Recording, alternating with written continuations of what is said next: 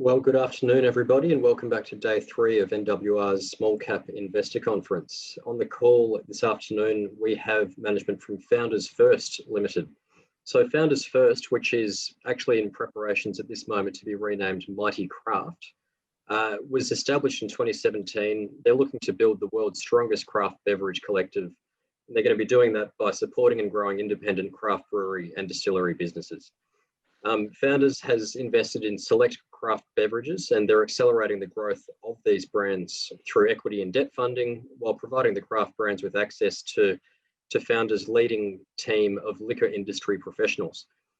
So ultimately, the company focuses on allowing founders to play to their strengths, while giving them the support they need to cover the gaps which traditionally can constrain growth and profitability for craft brewers. So on the call, we've got Andrew Syme, the CFO of Founders First, and we've also got Mark Haseman, who's the Managing Director and CEO. So Mark brings a professional career spanning more than 25 years. He's got an extensive background with global companies across the beverage, retail and hospitality industries. Mark's an expert at growing successful businesses and building organisational capacity and culture, and he's demonstrated a track record of that across previous roles at Carlton and United Breweries, Sab Miller, Lion, and the Port Adelaide Power in the AFL. So for any attendees on the call, any questions you might have, feel free to drop them in the box at the bottom of the panel and we'll address them at the end of the presentation. And with that, Mark and Andrew, I'll hand over to you. Thanks very much, Tim, and welcome. Good to have you all on the line. So a bit of an update for you, Q1 update for Founders First, and recently changing over as of this week following our AGM vote to Mighty Craft Limited. So really strong first quarter. Within that time, we completed a capital raise as well of around $16 million. And I guess we're seeing significant opportunities coming the other side of COVID, which hopefully is sooner rather than later, given the recent numbers that we've experienced, particularly here in Victoria.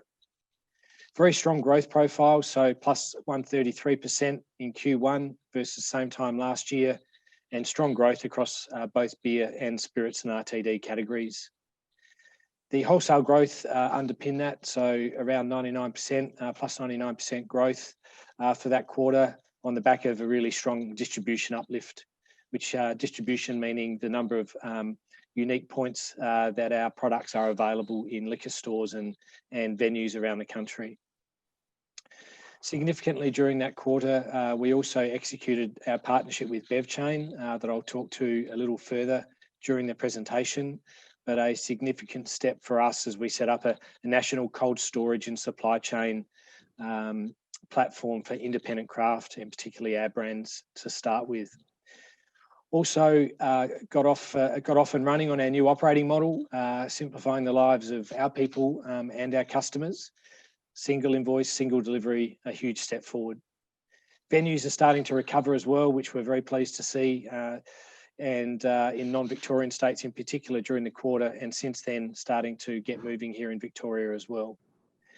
The other thing which is particularly exciting, which we'll have more news on in November, Kangaroo Island Distillery has been shortlisted for the Gin Producer of the Year by the IWSC based out of the UK, and is in very good company in that regard. So also nominated and shortlisted Four Pillars and Lark Distillery from Tasmania. So, fantastic recognition for the amazing team down at Kangaroo Island Spirits. So getting into some of the numbers. So on this page, you can see two key metrics that we'll continue to track against. On the right-hand side of the page, distribution growth, showing plus 84% on the prior quarter, and significantly better than the same time previous year. This is a key lead indicator of our growth. And as I said earlier, that shows the number of unique venues and distribution points we have for our brands around the country. With strong distribution, it gives you the opportunity to grow your wholesale sales. So again, revenue that we generate through our products, through bottle shops across the country and on-premise as well. Plus 99% growth versus the prior year for the first quarter on a 100% basis. So a very strong performance from our brands as they're starting to really get momentum in the market. Over the page, you'll see that strong first quarter. I might just throw to Andrew, our CFO, just to quickly talk through the numbers. Sure, thanks, Mark. Look, yeah, a very pleasing start to the year, actually, delivering 133% top line growth. So that is a mixture of organic growth and acquisitions that we've made over the last 6 to 12 months coming into the result. So yeah, very strong growth. I think that the best indicator of organic growth is the wholesale growth number that Mark quoted before. So around about that 100% growth, and that's across both beer and spirits, with spirits at 117, beer at 96. So I think, yeah, really pleasing start to the year. Venues are starting to recover, especially non-Victorian, getting back to probably 80% of pre-COVID levels, and Victoria coming back online in the last week or so. So it's yeah, pleasing as we go into peak period that the venues are starting to come back online. And then look, we do expect that trajectory to continue. And then as we get into half 2, there are some significant drivers of profitability, which should improve the bottom line. Full in-house production at Jetty Road, which we've recently upgraded capacity there. Venues, as I said, returning to full trading, which is a real cash flow driver for us. And the new operating model, which Mark will talk to in a minute, which really does provide some good efficiencies into the P&L. So yeah, look, a very pleasing start. We expect the trajectory to continue as we come into peak, and then really start to see some profit improvement in the back half. Great, thanks, Andrew. Worth updating you all on our new distribution model as well, which I guess is absolutely required for us to continue to sustain the level of growth that we're experiencing, and to drive efficiency into how we operate, both for the benefit of our brands, our people, but also for our customers as well. So setting up Mighty Craft, our Bev Chain partnership is a significant step for us. It's a partnership and an alliance where we'll grow significantly together over the next few years. And Bev Chain, part of Linfox, obviously have a lot of muscle and capability in this space, and looking to provide a better service to independent craft, which we obviously will help them do. So you can see our brands on the left there. We basically now move from what we've been doing to date, which is having multiple 3PLs per state in terms of third-party logistic providers, warehouses and transport. Those different businesses have been very supportive of us in our early growth. We really appreciate that.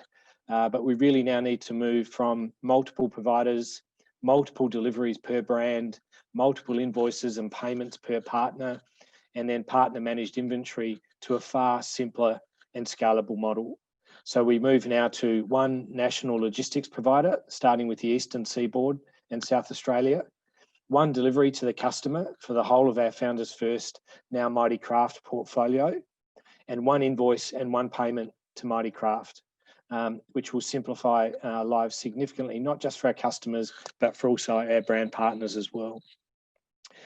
In doing so, we'll manage that inventory, and again, we'll be able to make sure that we can deliver a great customer experience in doing so. So a significant step for us and a great partner for us to have in this space in Bev Chain. Another big move for us has been, as Tim led off at the beginning of this session, we repositioned our industry-facing name to Mighty Craft in August. And the feedback was so strong that we felt that we should actually change headco to Mighty Craft Limited as well. It really does better represent what we're all about as a business and the industry that we're playing in. So yes, we'll always be pro-founder. There's no doubt about that. But craft for us is more about an ethos.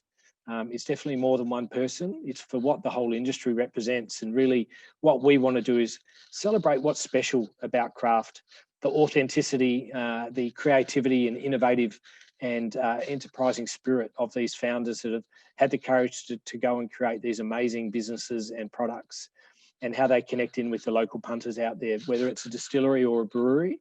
Very, very important to connect in locally. And on the back of COVID, we've probably never seen a higher level of support for local business than what we've seen recently. And we expect that to continue in the very near term. So we're really out there trying to build up this amazing sector and this amazing collection of people, products and places with this overarching love of craft. So the notion of stronger together, very, very important as we push forward as Mighty Craft. So exciting to see that happen this week. Another key development for us has been to look at new opportunities to grow into emerging categories. One category that you would have heard a lot about in recent times is seltzer. So fresh on the back of White Claw in the US, which is a huge, huge brand, stealing from different sectors, but certainly from beer, having to innovate in this space is very important. So our incubated business, which is Capital Light, Torquay Beverage Company, has brought a hard soda product called Nosh, brought it to market in a very short period of time. It's actually in market this week and next week, Nosh, primarily through EDG, with over 300 distribution points around the country. So very exciting. This space is definitely hotting up and will be a big category over summer. And great that we're going to be deep in amongst that with Nosh coming to market, both in mango and pineapple and peach, with low calorie, low sugar count, and 5% alcohol. So should be very well received by the market, and early feedback on the product itself and the drink is fantastic.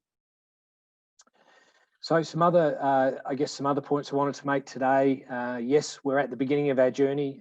We listed just under a year ago now, but we have a big ambition. So we know that we play in a big profitable market, whether it's the $5 billion beer market in Australia or the $3 billion spirits category in Australia. It's a big category, it's profitable, and craft is driving the growth within both categories.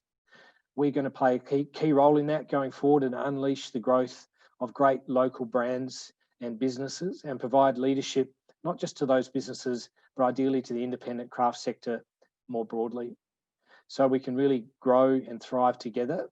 We see ourselves lifting our eyes out to 2025, doing circa 12 million litres of beer on an annualised basis, over 500,000 bottles of spirits a year, and having 2,000 plus barrels of whiskey down as well. And yes, we've just started on the whiskey front, but we're very excited about the opportunity that presents for us and Australian whiskey and how that's being seen around the world at the moment. So in that time, we expect to build out our business from what at the moment is 6 beer brands and businesses up to say 10 to 12, most likely bringing more scale into the network as we grow. 5 to 6 spirits businesses going forward as well, from the 3 that we have currently, and a 4th now with our new whiskey brand out of Tasmania that you'll hear more about in the coming weeks and months. And by virtue of having an interest in roughly 12 beer businesses, half a dozen spirits businesses, most of those will be typified by having an amazing craft brewery and brew pub and a distillery cellar door. So by virtue of that, we'll also have 20 plus venues, which is a great opportunity to engage the punters into what our business is all about and what our category is all about, and amazing drinks and amazing experiences. So we look forward to sharing more on that shortly. And the fact that this week we've actually announced the opening of our first venue in Melbourne, the Mighty at Moonee Ponds, is very exciting for us. And the guys have opened literally yesterday. So if you are Melbourne based, do yourself a favour and get to the Mighty at Moonee Ponds and experience what is an amazing venue, along with the Mighty that we've got at the Hunter Valley that is starting to roar back to life on the back of coming out of COVID as well. So a big ambition and a really strong team to be able to deliver that growth. So the outlook for us, we certainly see the growth profile continuing. The results for the first quarter, very strong. October continues, has been a very strong month as well. We're seeing growth in both beer and spirits. So we'll see our distribution levels continue in both. And we're seeing spirits really starting to get to scale now with some exciting opportunities coming up over the summer peak. At the same time, embedding our new craft distribution model and the Bev Chain partnership to really simplify how we operate and make life easier for our customers and for our team to make us, to enable us to be able to scale more easily going forward. As I alluded to, we are very pleased to be moving into the whiskey space. We have the first Kangaroo Island whiskey coming out of Kangaroo Island Spirits, which will be in time, we hope, for Easter, and our Tasmanian whiskey business as well, which we're in the process of standing up now. Again, limited release of some amazing high-end single malt whiskey coming into March, April next calendar year. So the outlook for us, embed digital, let that help us simplify how we operate. We'll see the benefits of that come through in terms of the bottom line in the second half. Certainly investing in brands now and to really support the sales team. They've done a great job in getting the distributions of the brands out there. So investing in the brands to drive the pull through and rate of sale and get our commercial capability really, I guess, really firing out there in the market. So, yep, looking forward to the full year and certainly seeing a strong first half. And over the first quarter, we saw ourselves with strong growth and ahead of our internal targets on a year-to-date basis, which is very pleasing. So thanks all for listening to our update. We certainly remain on track with achieving our aspirations. We've got a really strong team and a strong commitment to deliver. And the growth profile you're seeing, we look forward to sharing more on our progress against that in coming months. So I'll pause there and perhaps ask for any questions that anyone may have that's on the line.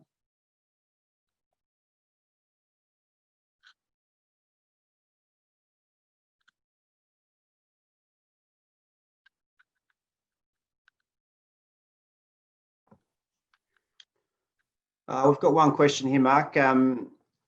When you acquired the craft brands, do the owners have to stick around for a period of time?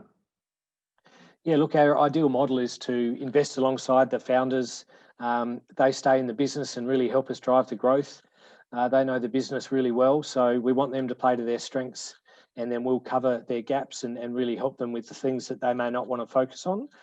So yes, in all cases, we have the founders of the businesses working in the businesses in different guises, whether they're doing the business development, maybe doing the marketing, but in most cases doing the brewing or the distilling and driving the innovation and new product development pipeline.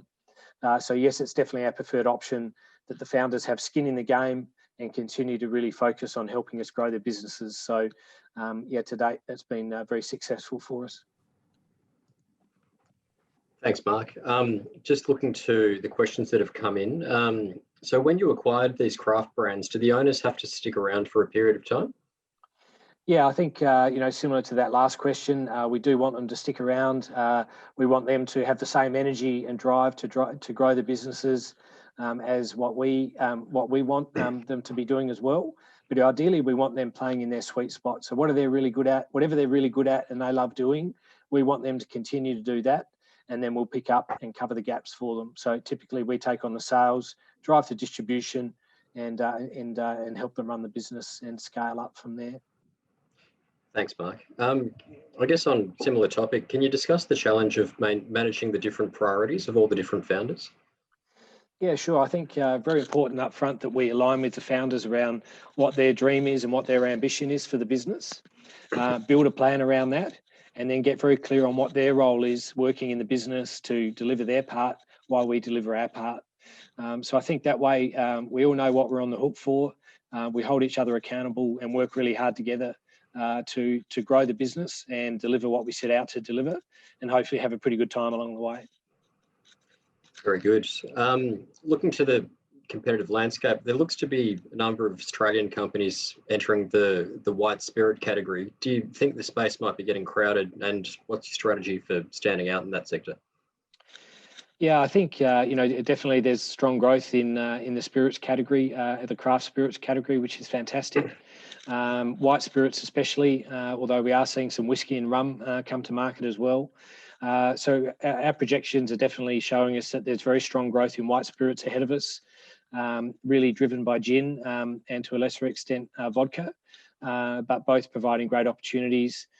So I think the key is to stand out. You need to have a super premium product, very high quality that can command a premium price.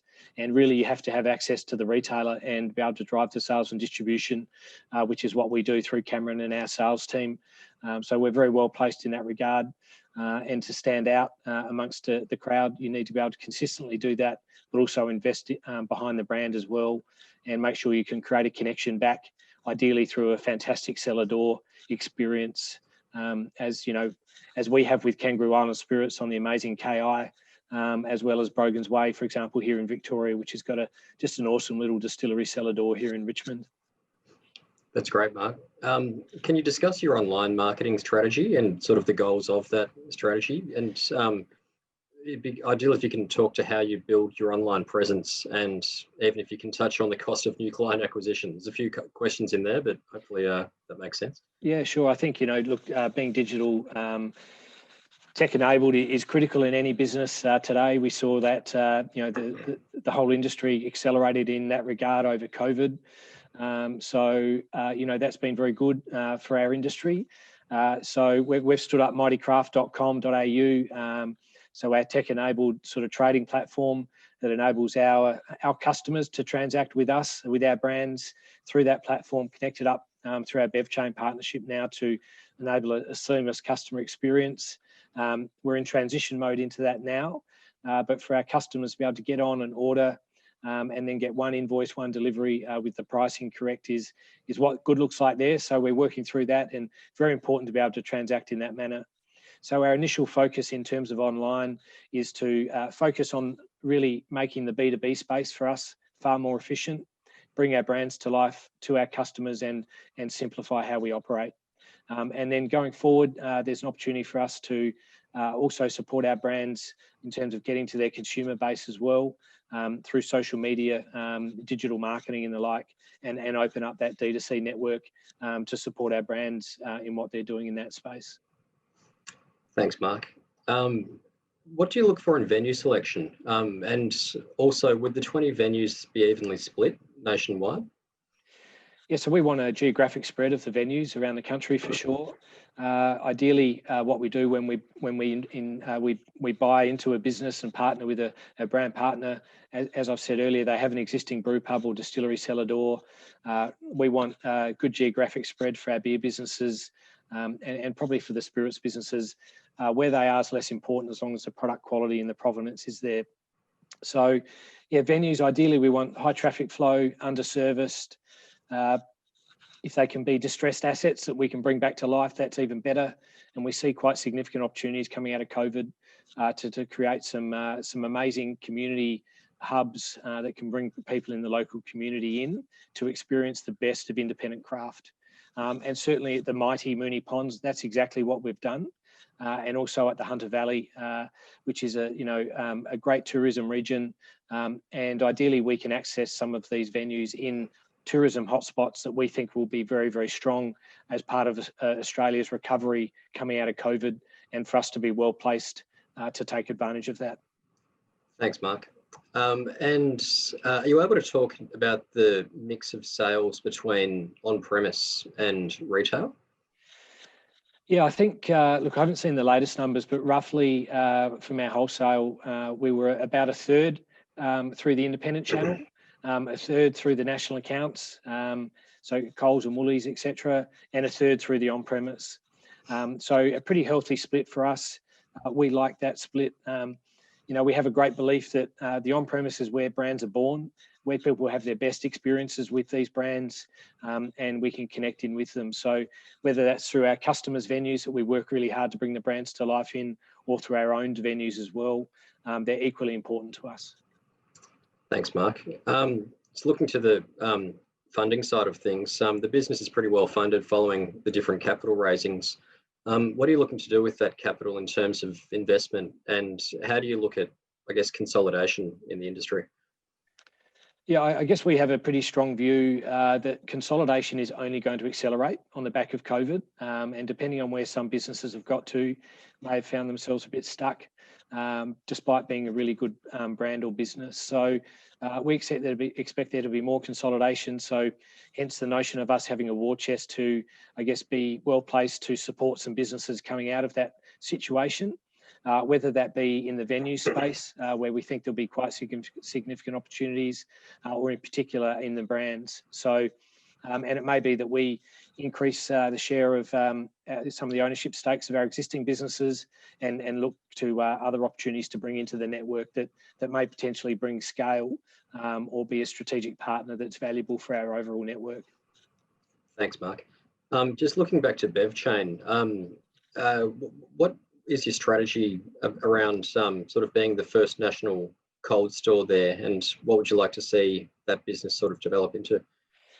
Yes, I think we've recognised pretty quickly that in the craft space, you need to have that cold storage solution to be able to move the stock around the country in a reliable way to meet our customers' needs and look after the brands. So, there's a unique opportunity to, I guess, do this in a more organised way and create a better customer experience. So, first and foremost, the opportunity for us is to sort out our own backyard, look after our existing customers and our existing brand partners, and create an organised ecosystem there that can really create a better customer experience, which ultimately is going to be better for the consumer to have high quality product. Beyond that, we think there's an opportunity to leverage that network to potentially provide an industry solution with exactly the same need beyond our owned brands. So that's for down the track.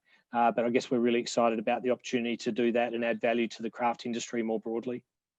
That's great, Mark. And so I guess as an investment proposition, how do you think we should be looking at the company as investors? So is it based purely on the revenue growth and what drops to the bottom line, or should we view it as a combination of that plus the strategic value of building up these various brands and then having significant ownership of these with a scope to ultimately sell them off? Oh, look, I think it's a great question. I think that the great thing about our model is there's a lot of optionality in it. So I think you should be looking at us as very much a growth stock where we invest in these businesses and we grow the businesses and the brands and create value in the brands and the businesses themselves. Over time, yes, we'll I guess roll up and have a bigger percentage stake and a majority stake in most of the businesses that we're involved with, which will simplify our model quite significantly, but leaving the founders in with a significant stake so that they can do well out of it as well. But we're also an aggregation play. So we're looking to play an aggregation role as the industry consolidates and pick the eyes out of the best in the industry and really bring together an ecosystem of independent craft that can really support each other to grow and meet the retailers' needs, and I guess create some great opportunities for the punters out there to connect with amazing brands. Beyond that, we're building value within Founders First itself through our ownership of the customer relationship, through the distribution capability, through the venues network that we have, the data we collect through bringing those 1 million plus people through our venues, and then with our BevChain logistics partnership as well, the opportunities to, I guess, grow and scale from that are quite significant. So yes, it's all about revenue growth in the first couple of years. Once we get to scale, that revenue will continue to scale up, but we'll start to see the profit really come through, and as we get to a break even and profit position going forward. That's great, Mark. It's an exciting and pretty unique opportunity, and it certainly got me thirsty thinking about it. So thanks very much to all attendees for your questions and your attendance. Mark and Andrew, thanks very much for your presentations. I might just pass back to yourselves just for any parting remarks. Look, thanks very much for having us on board. We are an exciting business and very much a growth stock. We are multi-dimensional, an aggregator and an accelerator. So I think you'll see very strong growth from this business, and I think we represent pretty good value in the market at the moment, and for people to get into this exciting space of independent craft that we think is going to grow very strongly over the next 3 to 5 years. That's great. Thanks, Mark. Thanks, Andrew, and thanks everyone for joining us. We'll catch you next time. Thanks a lot, Tim. All the best. Tim.